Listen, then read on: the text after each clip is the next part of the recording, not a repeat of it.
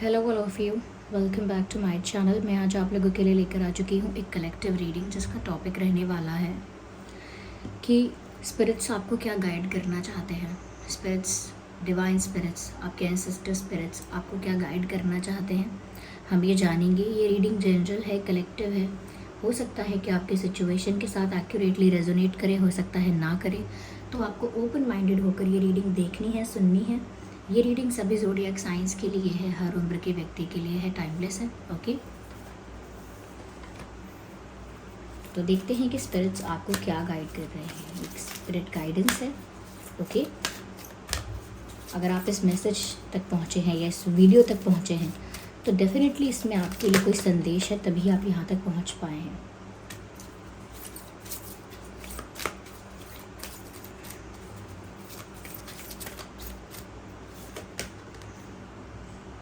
Earth and Air Dragon, Silver Luna dragon,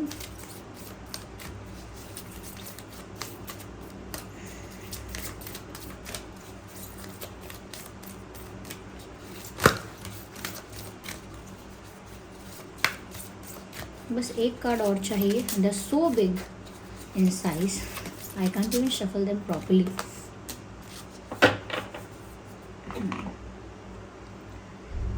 Golden Atlantean Dragon, interesting.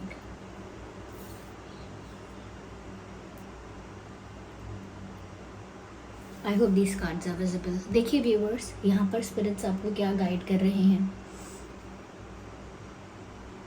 Beings even divine feminine light, come into balance and practice peace, harmony and cooperation.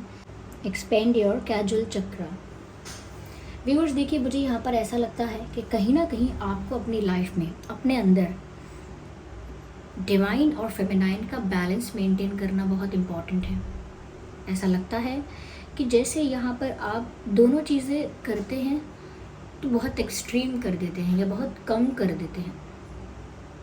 Bare minimum, आपको दोनों energies के बीच में balance maintain करना है। आप उतने ही loving, nurturing, caring और kind होने चाहिए जितने कि आप प्रैक्टिकल, लॉजिकल, स्मार्ट और इंटेलिजेंट हैं। तो दोनों का बैलेंस आपको अपने अंदर मेंटेन करना चाहिए, क्योंकि इससे क्या होगा, जब आप उस चीज़ का बैलेंस, उन दोनों एनर्जीज़ का बैलेंस मेंटेन करेंगे तो आप एक स्टेबल एनर्जी में होंगे। और आपका स्टेबल एनर्जी में होना आपके लिए ही हेल्पफुल है। यहाँ पर ऐसा बोला भी गया है, practice peace, harmony and cooperation. यहाँ पर ये पीस, हार्मनी एंड कॉपरेशन, ये बातें हमेशा ये इस तरफ इशारा करती हैं कि आपको लोगों के साथ, आपकी लाइफ में जो लोग हैं, आपके आसपास जो लोग हैं, उनके साथ आपको पीस मेंटेन करके रहना है, हार्मनी में रहना है, यानी कि अच्छे तालमेल में रहना है और उनके साथ कॉपरेट करना है। ज़िद्दी, रिजिड, घमंडी बिल्कुल नहीं होना है। जैसा भी आपका एटमॉस्फेयर है, कोई बोले मेरा एटमॉस्फेयर अच्छा है, कोई बोले मेरा तो एनवायरनमेंट ही बहुत ख़राब है, ऐसे ऐसे लोग हैं, नेगेटिव एनर्जीज़ हैं, ये है वो है, या कोई बोले लोग फेवरेबल नहीं हैं, ऐसे हैं वैसे हैं, क्लेवर हैं। तो आपके एनवायरनमेंट में कैसे भी लोग हो सकते हैं और वो कैसे लोग होंगे, ये चीज़ आप डिसाइड नहीं कर सकते, आप डिसाइड नहीं कर पाएंगे। तो यहाँ पर ऐसा लगता है व्यूअर्स कि क्योंकि आप उस एनवायरनमेंट को डिसाइड नहीं कर सकते वो कैसा होगा, तो कम से कम उसमें कोऑपरेट तो कर सकते हैं। तो आपको लोगों के साथ टीम वर्क में काम करना आना चाहिए और आपको लोगों के साथ मैनेज करना, कैसे मैनेज करना है, कैसे डील करना है, और ऐसे डील करना है कि आप लोगों के बीच की शांति भंग ना हो। ये लिए आप लोगों के बीच जो पीस होनी चाहिए वो बरकरार रहनी चाहिए, क्योंकि यहाँ पर ऐसा लगता है कि बहुत ज़रूरत है कि आपका जो तालमेल है लोगों के साथ वो अच्छा रहे। आपका जो बॉन्ड है, कनेक्शन है, जैसा भी एक्सचेंज है लोगों के साथ, चाहे वो फैमिली मेम्बर्स हैं, चाहे वो रिलेटिव्स हैं, कलीग्स हैं, क्लासमेट्स हैं, हुएवर दे आर, आप उनके साथ शांति भरा रिश्ता रखिए, शांति मेंटेन करके रखिए। वो जैसे हैं, जो भी हैं, उनके साथ कोऑपरेट करके चलिए। चाहे गलत का साथ मत दीजिए, लेकिन फिर भी आप ऐसा नहीं कि किसी के अगेंस्ट जाके, किसी से झगड़ा करके, किसी से आर्गुमेंट करके अपने आप को सही साबित करें। नहीं, आपको फिर भी अपने हार्मनी मेंटेन करनी है और कोऑपरेट करके चलना है, एक टीम वर्क में ही चलना है। क्योंकि ऐसा लगता है कि लोगों के साथ शांति बनाए रखना अब इम्पॉर्टेंट है व्यूअर्स, क्योंकि कहीं ना कहीं हम अपने आसपास के इन्वायरमेंट को बदल नहीं सकते अपने मन की इच्छा से, लेकिन अगर हमें फिर भी कुछ करना है और उसी इन्वायरमेंट में करना है तो हमें अपनी एनर्जी स्टेबल रखनी होगी और उसी इन्वायरमेंट के साथ कोऑपरेट करना होगा। ओके, तो कहीं ना कहीं ज़्यादा काइंड हो जाइए, ज़्यादा पीसफुल, ज़्यादा कहीं ना कहीं ज़्यादा अंडरस्टैंडिंग होने की ज़रूरत है ज़्यादा आपको। और कोशिश कीजिए कि कोई चांस, कोई अपॉर्चुनिटी किसी को ऐसी मिले ना कि वो आपसे झगड़ा करे, या कोई अगर प्रवोक करता है तो आप उसे ऐसा मौका ना दें कि झगड़ा बड़ा हो जाए। यानी कि वो तो प्रवोक करने आया ही है आपको, या आई ही है परिस्थिति, वो सिचुएशन आई है कि वो आपको गुस्सा दिलाए, लेकिन आपको उससे प्रवोक नहीं होना है। या फिर इमोशनली प्रवोक करे कि आपको भावुक कर दे, तो भी आपको एक्सट्रीम कुछ इमोशनल नहीं होना है। बैलेंस मेंटेन करके रखना है, और वो बैलेंस मेंटेन होगा तो शांति अपने आप आ जाएगी, मन अपने आप शांत हो जाएगा, क्योंकि एनर्जी बैलेंस में होगी। कैसे करेंगे आप? मेडिटेट कर सकते हैं, माला जप कर सकते हैं। ओके, मेडिटेट कर सकते हैं, माला जप कर सकते हैं, मंत्रों का उच्चारण कर सकते हैं, अलग अलग चीज़ें, योगा भी कर सकते हैं। तो देखिए, योगा भी किस तरह की करनी है, ध्यान लगाने वाली करनी है, तो उस हिसाब से आप उस एनर्जी को बैलेंस कर सकते हैं। Okay, represents a perfect balance of heaven and earth, stay balanced. फिर से बैलेंस की बात यहाँ पर आ गई है व्यूअर्स। कहीं ना कहीं मुझे लगता है कि या तो आप ज़्यादा इमोशनल और सेंसिटिव हो रहे हैं, या ज़्यादा लॉजिकल और ज़्यादा प्रैक्टिकल और ज़्यादा कहीं ना कहीं क्लेवर और इस टाइप की एनर्जी में ज़्यादा जा रहे हैं, माइंड ज़्यादा चला रहे हैं, दिमाग ज़्यादा चला रहे हैं, तो आप बैलेंस मेंटेन नहीं कर पा रहे हैं। आप में से कई लोग होंगे जो बहुत इमोशनल चल रहे हैं अपनी करंट सिचुएशन में, और कई ऐसे होंगे जो काफ़ी ज़्यादा प्रैक्टिकल और लॉजिकल चल रहे हैं। Ground your vision, manifest your hopes and dreams. देखिए व्यूवर्स, आप जो चाहते हैं, आपके स्पिरिट्स यही गाइड कर रहे हैं कि आपके जो होप्स हैं, जो ड्रीम्स हैं, उसे आप मैनिफेस्ट कर सकते हैं, लेकिन अपने विजन को एक जैसा रखिए। इसका मतलब है कि जो भी आपका विजन है, जो भी आप आगे चाहते हैं अपनी लाइफ से, अपने आप से जो चाहते हैं, अपने आप से जो चाहते हैं फ्यूचर में, अपने आप से जो आप चाहते हैं भविष्य में, और जहां आप अपने आप को देखना चाहते हैं। जैसे लोग कई पूछते हैं ना कि आप कुछ सालों में अपने आप को कहाँ देखना चाहते हो, तो आप जहाँ भी अपने आप को देखना चाहते हैं व्यूअर्स, उस विजन को एक जैसा ही रखिए, बार बार विजन को मत बदलिए। देखिए, डेस्टिनेशन सेम रखिए, लेकिन डेस्टिनेशन तक पहुँचने के जो रास्ते हैं वो बदल सकते हैं। ओके, जैसे आपको जैसे सपोज़ आपको कहीं भी पहुंचना है, दिल्ली पहुंचना है, ओके, तो अब दिल्ली पहुंचना है तो पहुंचना है आपको, अब उसका रास्ता बदल दीजिए बार बार सिचुएशन के अकॉर्डिंग, कि भाई वो रास्ता बंद है, वहाँ कंस्ट्रक्शन वर्क चल रहा है, यहाँ से नहीं जा सकते, वहाँ से घूम के जाना होगा एंड ऑल दैट, तो रास्ता बदल दीजिए। इतना चेंज आप करिए कि प्लान बदल दें। हाँ, प्लान इम्प्लीमेंट कब करना है, कैसे करना है, वो तरीका बदल दें, लेकिन डेस्टिनेशन तो सेम होनी चाहिए। तो इसका मतलब ये है कि जो आपका गोल है, जो आपका विजन है, वो एक जैसा रहना चाहिए। वहाँ तक पहुँचने के या उसे अचीव करने के रास्ते आप बदल सकते हैं, अपने हिसाब से कर सकते हैं बदलाव, ठीक है। क्योंकि यहाँ पर अगर आप अपने विजन को एक जैसा रखेंगे तो कहीं ना कहीं आपकी एनर्जी जो है वो राइट डायरेक्शन में चैनल होगी। यानी कि आप सपोज़ आपको एक फुटबॉल चाहिए और वो फुटबॉल ही चाहिए, वहीं आपका फोकस है, तो आप ये काम करेंगे, वो काम करेंगे, कहीं से उसे एक्सपेक्ट करेंगे, यहाँ से आए, मेरे पेरेंट्स मुझे गिफ्ट करें, मेरा फ्रेंड मुझे दिला दे, उसके पास नई बॉल आ गई है वो अपनी वाली मुझे दे दे, तो कहीं से भी आप एक्सपेक्ट करेंगे। या फिर मैं पैसे कमाऊँ थोड़े से और उसको लेकर आऊँ कहीं से भी, या मैं पॉकेट मनी बचाऊँ और वो लेकर आऊँ, तो कहीं ना कहीं आप कोई भी तरीका इस्तेमाल करेंगे, लेकिन आपका मेन गोल क्या है कि आपको फुटबॉल चाहिए।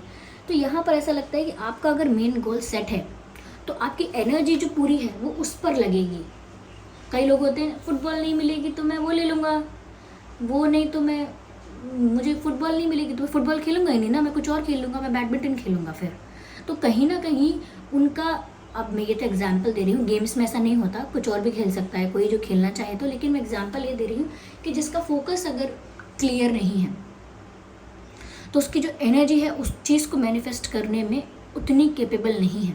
जिसका प्लान, जिसका डिसीजन रोज़ बदलता है, हर वक्त जिसका डिसीजन बदलता है, जिसके सपने और गोल्स हर दिन बदल जाते हैं, वो एक ही गोल पर फोकस नहीं कर पाता है लंबे समय तक। इसका मतलब कि जो उसकी एनर्जी है वो एक ही चीज़ पर डेडिकेटेडली, डिवोटेडली फोकस करके नहीं लगती है, और इस वजह से यहाँ पर सिचुएशन फ्लक्चुएट करती रहती है। क्यों? क्योंकि एनर्जी फ्लक्चुएट करती रहती है, तो जैसा मन वैसा सब कुछ होगा आपका। आपका मन अगर ऐसा है कि विचलित हो रहा है, बार बार फ्लक्चुएट कर रही है आपकी एनर्जी, तो परिणाम भी वैसे ही होंगे। कुछ क्लियर नहीं होगा कि मेरे साथ हुआ क्या है, मुझे मिल क्या रहा है, मुझे कुछ मिलेगा भी कि नहीं, कुछ क्लियर नहीं होगा। लेकिन अगर फोकस क्लियर है तो आपको पता है कि आपको क्या चाहिए, आपकी नज़र भी उसी पर है और उसी के लिए आप फोकस करते हैं, हार्डवर्क करते हैं, तो वो आप मैनिफेस्ट भी आसानी से कर सकते हैं। तो यहाँ भी यही मैसेज है कि अगर आप व्यूअर्स अपने विजन को एक जैसा रखें तो आप जो चाहते हैं, जो आपका सपना है, जो आपके होप्स हैं, उन्हें आप पूरा कर सकते हैं। लिटरली आप उन्हें पूरा कर सकते हैं। लेकिन इस चीज़ के लिए एनर्जी फ्लक्चुएट ना हो, इसके लिए क्या करना है, एनर्जी को बैलेंस्ड रखना है। और बैलेंस कैसे रखेंगे कि दोनों आग और पानी का बैलेंस मेंटेन। पानी ज़्यादा हो गया तो आग बुझ जाएगी, आग ज़्यादा है तो पानी का कोई महत्व नहीं रहेगा। तो बैलेंस मेंटेन कीजिए दोनों के बीच में। या कह सकते हैं कि आप इमोशनल ज़्यादा हो जाएंगे तो फिर प्रैक्टिकली कौन सोचेगा, लॉजिकल थिंकिंग कौन करेगा, और हर वक्त दिमाग लगाएंगे तो फिर भाव का क्या महत्व। तो कहीं ना कहीं आपको सोच समझकर 50-50 दोनों चीज़ों में बराबर रखना है। ये आपके स्पिरिट्स आपको गाइड कर रहे हैं आपकी स्पिरिचुअल जर्नी के लिए, या आपकी लाइफ के स्पिरिचुअल एस्पेक्ट के लिए, या जो भी आपकी करंट सिचुएशन है उसमें ये सब चीज़ें आपको काम आएंगी। जो भी आपके ड्रीम्स हैं, होप्स हैं, या जो भी आपके आसपास का इन्वायरमेंट है, उसमें जो लोग हैं, इन सब चीज़ों को टैकल करने में ये सारे मैसेजेस आपको काम आएंगे। यह मैसेज है, helps you remember the wisdom. कहीं ना कहीं व्यूअर्स, जो विजडम आपकी आत्मा की है उसको याद कराने में ये आपको मैसेज हेल्प करेगा, ऐसा कह रहे हैं। Awaken, bring back your knowledge, gifts and talents. आपने समझा? Awaken, bring back your knowledge, gift and talents, reclaim your mastery. Beautiful. You already have the knowledge that you're supposed to have. आपके पास already वो ज्ञान, वो knowledge, वो power और वो wisdom है जो आप बाहर ढूंढने जाते हैं, या बाहर ढूंढते हैं, या बाहर ढूंढ रहे हैं। वो आपके खुद के अंदर है। तो यहाँ पर ऐसा लगता है कि जैसे व्यूअर्स, आपकी सोल ऑलरेडी जितना भी ट्रैवल करके आई है, जो आप इस बर्थ में पहुँचे हैं, इस लाइफ में पहुँचे हैं, तो कहीं ना कहीं ट्रैवल करके तो आए ही हैं। पहले कोई जन्म होगा, उससे पहले कोई और होगा। तो अगर आप ऐसे जन्म ले लेकर आए हैं यहाँ तक, तो डेफिनेटली आपकी सोल इतना कुछ प्रैक्टिस कर चुकी है, यानी कि आज इतनी स्पिरिचुअल प्रैक्टिस कर चुकी है कि उसे काफ़ी विजडम ऑलरेडी है। आपने इतना आध्यात्म में आपकी रुचि पहले जन्मों में रही है कि आप स्पिरिचुअली उतने अवेकन, उतने डेवलप और उतने वाइस ऑलरेडी हो। But it is just that कि आप जिस लाइफ टाइम में यहाँ पर आए हो और जिस सिचुएशन को टैकल कर रहे हो, उन सब चीज़ों की भाग दौड़ में आप अपने आत्मा के असली रूप को, असली टैलेंट, असली गिफ्ट और असली नॉलेज को, जो आपके अंदर पहले से ही है, उसे भूल गए हो। ओके, तो आपके अंदर जो गुण पहले से है, जैसे किसी माता के 2 बच्चे हैं।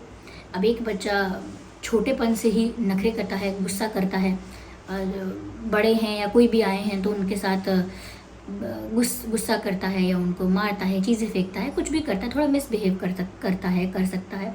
लेकिन दूसरा बच्चा है, कोई आता है फटाफट हाथ जोड़ लेता है, उनको रिस्पेक्ट देता है, ग्रीट करता है, नमस्ते करेगा उनसे, हेलो करेगा उनसे, हाँ, और कहीं ना कहीं उनके लिए खाने की चीज़ लेकर आएगा, या उनको वो जाएंगे तो कहेगा नहीं बैठो, जाओ मत। तो कहीं ना कहीं उसमें पहले से ही वो प्रेम झलक रहा होगा, पहले से ही वो आदर झलक रहा होगा।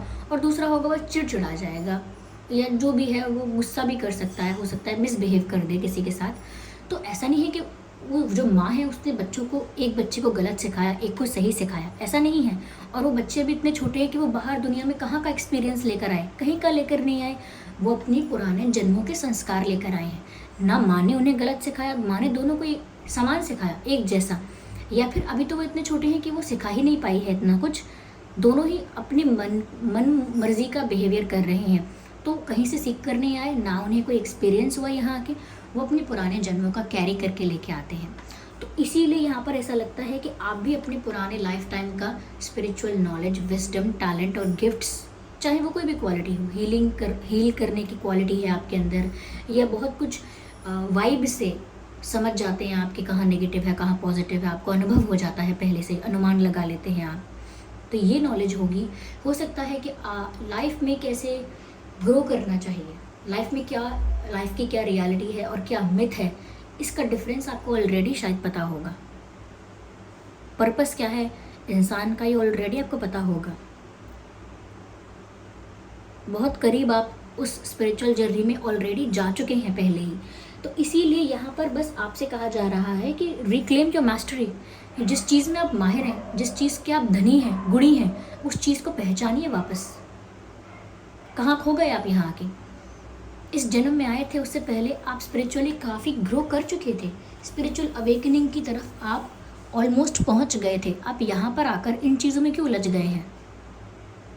जैसे हम किसी बच्चे को भेजें कि जाकर बिस्किट का पैकेट लेके आओ, और वो बच्चा घर से बाहर जाए और कहीं खेलने में उलझ जाए, रास्ते में उसे कोई खेलने बुला ले, उसका फ्रेंड या कोई बोले चलो हम यहाँ पर चलते हैं, वहाँ पर चलते हैं, और वो चला जाए, इन्जॉय करने लगे, भूल जाए, और फिर उसे कोई याद दिलाए वापस आके, अरे आपकी मम्मी ने तो आपसे बिस्किट का पैकेट मंगाया था, तो उसको याद आए कि हाँ मुझे तो वो लेने जाना था। तो आपको भी व्यूवर्स लिटरली इस रीडिंग के थ्रू याद दिलाया जा रहा है कि भूलिए मत किस क्वालिटी की सोल हैं आप, क्या गुण हैं आपकी आत्मा के। और ये सब ऐसा नहीं है कि बस यूं ही है, ये सब आपकी जमा पूंजी है, आपने ये सब कमाया था, संजोया था, बनाया था पुराने जन्मों में। अब इस जन्म में आकर वो सब व्यर्थ तो नहीं होने दे सकते आप। इसीलिए यहाँ पर आपको उसे रिक्लेम करना है, पहचानना है, समझना है और उसे अडैप्ट करना है वापस। जो ताले अब तक बंद हैं आपके अंदर, उस स्पिरिचुअल एस्पेक्ट के, उनको ओपन करना है, और उस विजडम को, उस नॉलेज को अपने लिए भी और दूसरों के हित के लिए भी इस्तेमाल करना है। तो ये स्पिरिचुअल मैसेजेस और स्पिरिट्स आपको ये गाइड कर रहे हैं, डिवाइन स्पिरिट्स, एंसेस्टर स्पिरिट्स, जिस पर भी आपका फेथ है, जिस भी शक्ति पर आपका फेथ है, वो आपको गाइड कर रहे हैं। आई होप ये रीडिंग आपके लिए हेल्पफुल और रिलेटेबल रही है। अगर इस रीडिंग ने आपको थोड़ा भी गाइड किया है तो वीडियो को लाइक ज़रूर करें, कमेंट करके ज़रूर बताएं और सब्सक्राइब करें अगर आप नए हैं, और बेल आइकन को प्रेस करना ना भूलें। चलिए फिर मिलते हैं अगली रीडिंग में, तब तक के लिए bye bye family, bye bye angels, love you all, bye, take care.